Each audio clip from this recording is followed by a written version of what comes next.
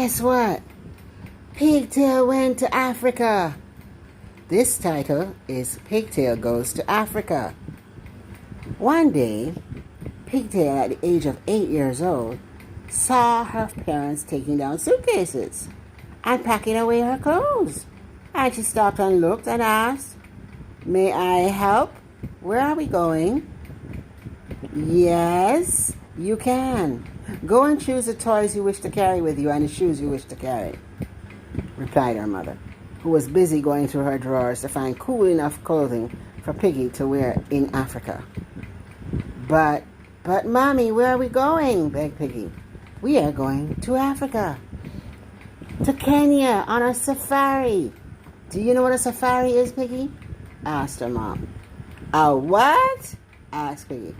"A safari," said her mother, who was so busy and felt like a headless chicken.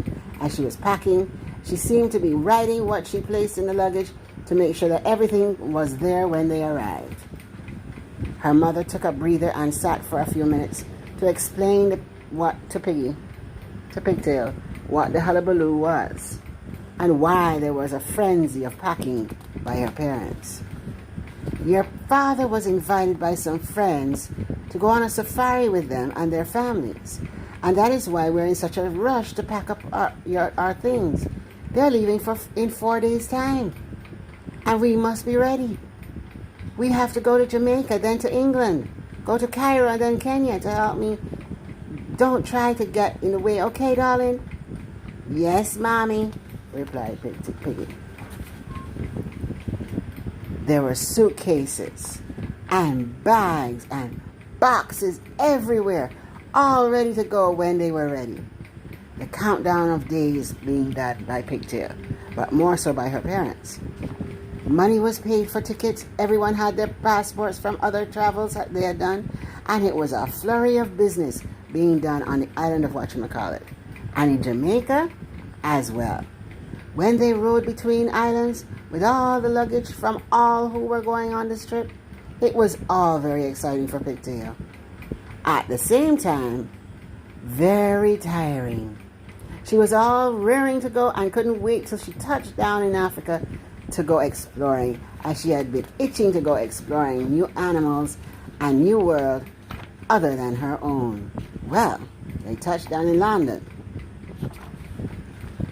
and did some sightseeing between flights, and Pigtail was intrigued by Buckingham Palace.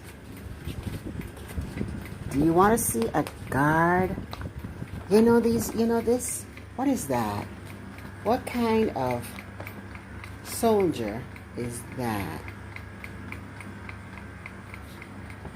Can you tell me what kind of soldier is that? What kind of soldier is that? He has a tall set of, I don't know if it's feathers in his cap, and he stands at Buckingham Palace. Right? What is that? That's called a Beefeater. A Beefeater. Not that he eats beef, but it's a Beefeater. Okay. There were suitcases. Okay. Let's go to the next thing. After about 18 hours of flight, they finally arrived in Cairo. Their flight for Kenya was not for 2 days, and yet they checked into a hotel and rested for a few hours and went sightseeing. Pigtail saw a typical Egyptian market, the Sphinx and the pyramids, and when she heard that people had built it, she expressed shock that people could lift the bricks that she saw keeping the pyramids together. She was even more shocked when she heard that the pyramids were as old as 4,000 years old. She near fainted.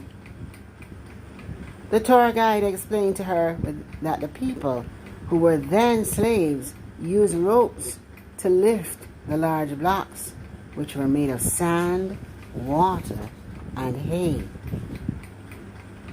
Pigtail then noticed that the women were wearing long, flowing gowns. See? Wow. And with long scarves around their head. And she asked, why are the women wearing those clothes and not t-shirts and jeans like I do? The tour guide explained to her that the outfits that they wear cover their skins from the sun's rays and keeps them cool despite what it looks like. Then Piggy's mother broke in on the talk and told her that her great-great-grandmother was from Africa and that was how she used to dress. She also explained that there were meanings behind the dress code. She pointed to a young lady whose headdress covered her face and explained that that meant that she was a young woman without a husband. Then she pointed to a lady whose headdress was down and told her that the woman is married.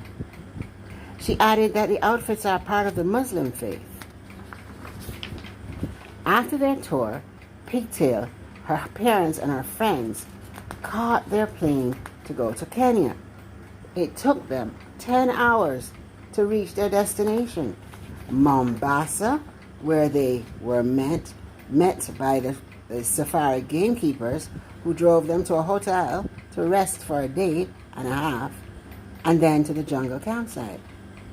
As they were driving in, they saw two women with sticks and a barrel, and Pigtail asked, what are they doing? What is that? What are they doing? The gamekeeper, who saw what she was looking at, explained, they are pounding corn into meal. He then asked her, have you ever eaten cornmeal porridge? Why, yes, I love cornmeal porridge, responded Pigtail. Well, they are pounding corn to make porridge, he explained. The visitors got their luggage and settled in for the night. The next morning, Pigtail was raring to discover new animals. It wasn't a full day since arriving there. Pigtail was already causing concern to her parents, for she walked out onto the plain without telling them and saw a man with a bow and an arrow, and she stood and watched what he was trying to shoot. She saw a small bird looking like a chicken, and she watched with anticipation to see if this man was going to succeed in killing the animal. The man pulled the arrow back. The arrow shot through the ear, and the animal dropped. That was the beginning of Pigtail's many adventures in Africa. See him there?